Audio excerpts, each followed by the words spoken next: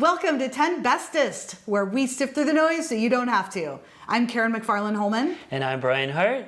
I'm going to be sharing a fantastic TV series that is silly and's got vampires in it. And today I am going to be sharing my new favorite YouTube productivity guru. Let's get to it.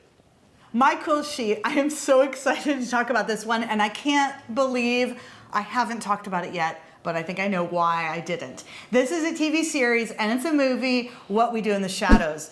And the reason why I thought I talked about it is because I have talked a lot about Taika Waititi. He was a cool sheet in episode 153, and in there I definitely mentioned What We Do in the Shadows. But it was along with a whole list of things that Taika Waititi has done, and he has done way more since then. His career is absolutely exploding. But I want to reel back a bit and talk about this epic storytelling show and movie that I love. What We Do in the Shadows started out in 2005 as a short film that Taika created along with Jermaine Clement, who then went on to do Flight of the Conchords. That short film was then expanded to create the full-length feature film that came out in 2014. And then that was picked up and created a TV series in 2019. We are now in 2021, and season 3 of this TV show just started. Usually, when there's a TV spinoff of a movie, especially a movie that I love, never lives up to it. Also, I love Taika Waititi, and he's barely in the TV series. He only makes a few fleeting appearances now and then. And yet, the actors and the stories in the TV series have absolutely captivated me. All the vampires for sure, the actors are wonderful, their characters are wonderful, but also the human protagonist, their familiar, Guillermo de la Cruz, is so endearing. The humor somehow does not get old. The writers have done an excellent job in keeping it fresh, even though it's really just all about these vampires living in this bizarre life that we get a sneak peek into. It's almost like Seinfeld in that way. What We Do in the Shadows, both the movies and the TV series, 2 thumbs up. Yes. I thought you might agree. Yeah, absolutely. Well, it was funny too because I think it was about halfway through you finally talked about vampires. So people that don't know what the show is about was probably like, right. What? Are you vampires? What are you talking about? The premise real quick. What's it about? Yes. So it is about... Because it's hilarious, this idea. Because vampire shows and movies especially are not new. But somehow they made it new. Yeah, they did. So it's in that, so if you like The Office, it's like that. It's that, what do you call that style? Mockumentary. And it's, you know, where the videographers are following them around and they're talking about each other behind each other's backs, and they'll go into their rooms. And so it's just about the lives of these vampires. Yeah, There's really a day nothing in the life of a vampire. Yes. What is it like when you're immortal and you're a vampire and dealing with vampire? You know, the more tedious, washing dishes. Yes, exactly. Like, I think it's the first episode. It's like, you haven't washed the dishes in 5,000 years, you know? So it's these familiar arguments you might have, or discussions, however you want to call them, with a roommate, amplified to 100 because it's, they live forever. Exactly. So it's like, instead of you never do the dishes the last week I've done them, it's, the last 1,000 years I've done the dishes. Right. And there's all these things in vampire culture, like there's vampire shows and there's other vampires in the region. And so they're on Staten Island. And so they get to be known as like some of the vampires of Staten Island. And then they're the vampires in New York City. And they get like, they're more popular. And so it's just all these mundane everyday life things, but in the vampire perspective. Vampire world, yes. It is so hilarious. So good.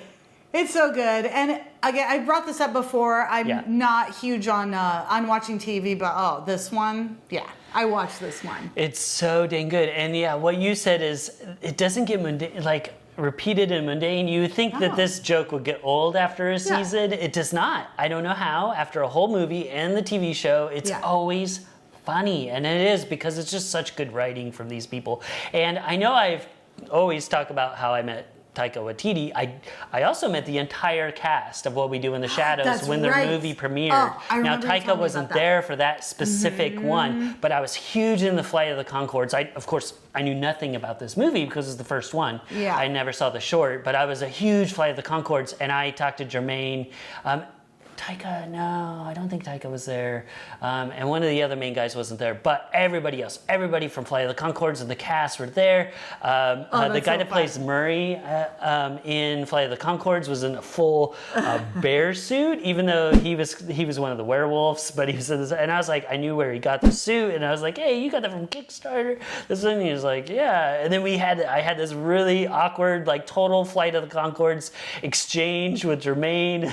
Of like him and meeting him, and it was so like they're so genuine, they're so down to earth, they're kind of awkward but super hilarious in person. There's the same as on screen, and they're not vampires as far as I know, but they are totally the same attitude, and that's why I love them so much. Yeah. They're super friendly, they were so much fun. Yes. Yeah, so that just to me of course makes everything better. When I see them, I'm like, I kind of have this tie. But even if you've never met them or heard of them, I think you'll really like this if you like this quirky comedy stuff. Absolutely. Thank you so much for sharing it. You're my pleasure. I haven't seen all of actually season 2, I don't think so. I need to you start gotta pick ripping it through up. them. Season 3 just started. Yes, perfect. Okay, I'm on it. All right, my cool sheet is going to be a YouTube channel. So the last episode, if you're watching on YouTube, or this last cool sheet of mine, I talked about the productivity hacks by Ali Abdaal. I want to talk about his entire YouTube channel now. He has 2.14 million subscribers, quite a lot. He has over 411 videos, so you got a lot of stuff that you can check out right now. He's very inspiring, but he might be someone that you should think twice before subscribing to a channel, and I'll talk about that more at the end. He is a Cambridge University medicine graduate. He has content that helps people lead happier, healthier, and more productive lives. He wants to help people do more of what matters to them. So all that sounds super good, and that is a lot of what I glean from his content.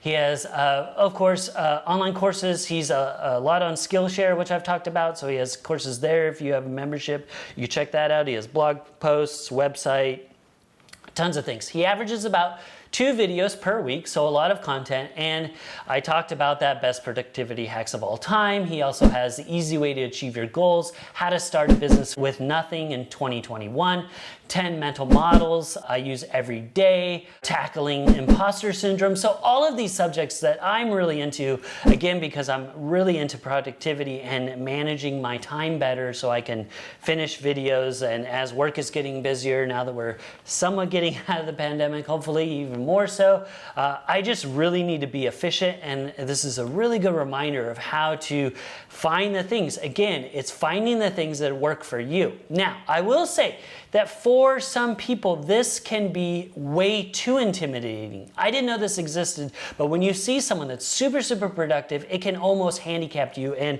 just like freeze you, and you can't do anything because you're like, this person is on another level. I will never aspire to that. So if that, I think if that is you, maybe start doing a little bit of inner work. Why does that apply to you? Why are you feeling so that? And then once you kind of get past that, work that out, definitely check out this again, but don't just start following us so much that you're not doing your own work.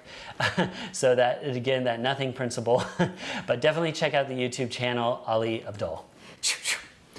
I'm surprised I haven't heard of him before.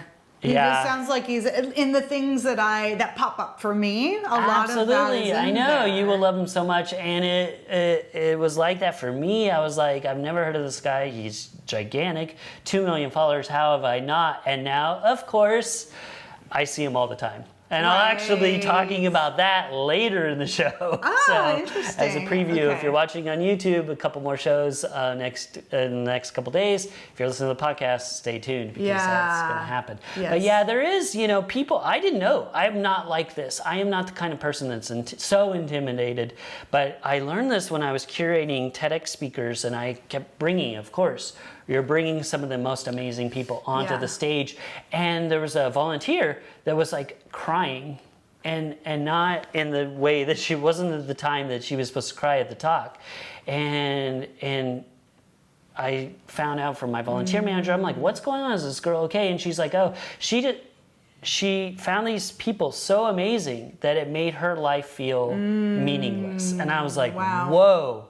First of all, the opposite effect that we want from a TEDx You want them to be series. inspiring. Yeah. And then I was like, wow, I didn't even know that this existed for people. So if this does apply to you, know that you're not alone, first of all, that this is a normal reaction for some people. But yeah, then you do want to maybe go to YouTube and figure out how you can, not be so just frozen in other people's accomplishment, how that you can turn your mindset into making this work for you. Yes. And then visit, because he is so good. Definitely, he is very good to help you be better. But, medical student, millionaire, business, multiple different businesses that he started on his own. He's actually quit his medical position and now full-time YouTuber. And he even talks about how that's affected him. Like, does he regret it? Why did he go into the medical field in the first place? There's some super interesting insights on that. Right. But definitely once you've kind of worked on your own things, then definitely check him out, because I highly recommend his content for sure. And one thing I'll add to that whole idea of, say you watched his YouTube and you had those feelings, to always remind yourself that they start out small. Everyone starts out without a lot. And so the feeling that I get with some of these is I'm like, well, great, yeah, they can do it. They have a team. A lot of these people, they have teams. But again, they didn't always have a team. They have a team because they've reached a certain level and then they can hire people. And they started by themselves. So just a reminder of that. Yeah, and he does have a team of at least, I want to say 4, but he might have up to 8 people that he's just hired, because he's now very successful. Yeah. I also want to remind people, I know a lot of people know this, but I always need a reminder, is that this is also their online personality. So he talks about his morning routine, and it is, even for me, I'm like, wow, yeah, I would love to be able to do all that. I can't, how does he do all that? Like, because it is just like boom, boom, boom, boom, boom, boom, boom. Zero procrastination, zero inefficiency. It's just like he has saved, when he was still in his medical practice, saved a life, answered all those emails, inbox zero, all these things, eat healthy, exercise. Here's a big spoiler alert. That's not every day, even for him. He might be working on a super high octave level, but I guarantee you that's not every day. Not every day, yeah. And Tim Ferriss was actually one of the first people that really kind of exposed of like these hyper performers. That he's like, I don't want to do a day in the life of Tim Ferriss, because people would they wouldn't believe me that I do get stuff done, because there's so much time where I'm not doing anything productive or efficient or whatever. He's like, that's true. My life is pretty boring. He's like, but I am good at certain time blocking and certain things and getting a lot done. He has figured out how to produce a ton and ship a ton and do amazing things. But yeah, a lot of the times these online lives are not total reality. It is something to work and get better. I'm totally for that, but don't think that they're 100% like this all of the time. It's just not true. I can't imagine that it's always true, even for him. Definitely. Yeah. Well, thank you for that. You're very welcome. And I wanted to remind you that if you're interested in anything we've been talking about, you can go to our show notes, which is at 10bestest.com/answer. Thank you for joining us, friend. I'm Karen McFarland Holman. And I'm Brian Hart.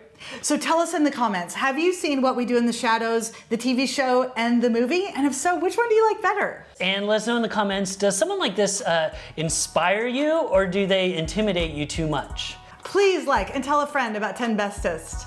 Stay tuned tomorrow for another great show. And don't forget to stay curious.